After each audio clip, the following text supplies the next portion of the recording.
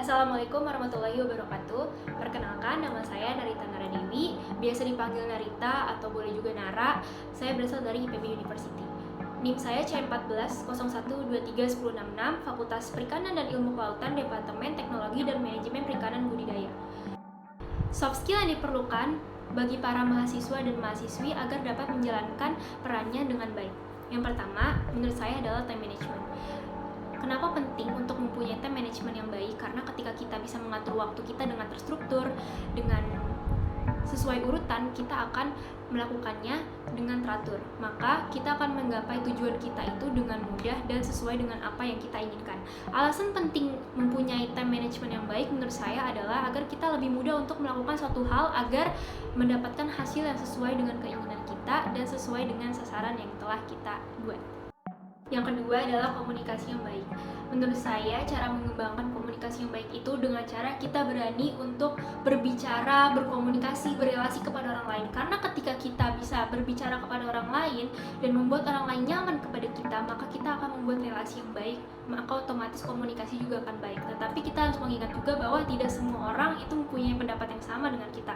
Maka dari itu kita harus menyamakan pendapat dan kita harus menerima bahwasannya orang-orang tidak semua sependapat dengan kita. Maka dari itu kita harus saling menghargai perbedaan pendapat yang ada di masyarakat atau antar teman dan juga antar orang-orang yang ada di sekitar kita. Mengapa penting untuk mempunyai komunikasi yang baik? Agar kita tetap bisa menjalankan relasi yang baik juga kepada orang-orang di sekitar kita. Yang ketiga adalah problem solving. Menurut saya, cara mengembangkan problem solving atau pemecahan masalah yang baik adalah dengan cara kita mengetahui apa masalahnya, kemudian kita mencari jalan keluarnya. Jika dengan orang lain, maka kita bisa membicarakannya secara bersama-sama, membicarakan dengan baik, dan juga kita mendengarkan pendapat orang lain yang berbeda dengan kita. Mau berbeda ataupun sama, kita harus tetap menghargai dan menyatukan pendapat tersebut agar bisa menyelesaikan masalah secara bersama-sama. Menurut saya, problem solving itu penting untuk kita miliki karena ketika kita menghadapi masalah, kita bisa menghadapinya dengan kepala dingin dan juga tidak ceroboh dan tidak menggunakan emosi. Maka masalah yang sedang kita hadapi bisa kita selesaikan dengan baik dan benar. Yang keempat adalah leadership. Kepemimpinan menurut saya mengembangkannya adalah dengan cara kita berani untuk memimpin sesuatu. Kita juga yakin dengan diri kita sendiri bahwa kita bisa melakukan hal ini. Kita harus meyakinkan bukan hanya diri kita sendiri tapi juga orang lain. Kita juga harus menampung aspirasi, menampung semua kritik dan juga saran dari orang-orang sekitar. Ketika kita sudah bisa mempunyai sikap itu, maka kita bisa menjadi pemimpin yang baik.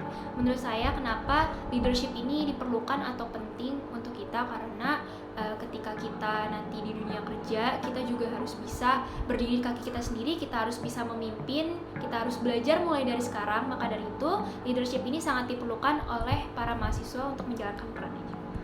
Yang kelima adalah berpikir kritis. Bagaimana cara mengembangkannya? Menurut saya dengan cara kita menambah wawasan melalui buku, melalui media sosial, melalui orang-orang yang mempunyai ilmu yang lebih dari kita. Kita bisa bertanya tentang apa saja cara berpikir kritis, bagaimana cara menghadapi sesuatu dengan berpikir kritis. Menurut saya hal ini penting karena ketika kita mempunyai pemikiran yang kritis, kita akan melihat sesuatu dari sudut pandang yang berbeda, tetapi dengan sudut pandang yang positif juga. Maka dari itu berpikir kritis ini bisa membuat kita lebih aktif, lebih maju, lebih berkembang, dan juga kita bisa berpikir bahwa hal-hal yang seharusnya dipikirkan hanya dengan biasa-biasa saja menjadi hal-hal yang harus dipikirkan dengan cara yang matang dan dengan cara logis. Sekian dari saya, kurang lebih mohon maaf. Wassalamualaikum warahmatullahi wabarakatuh.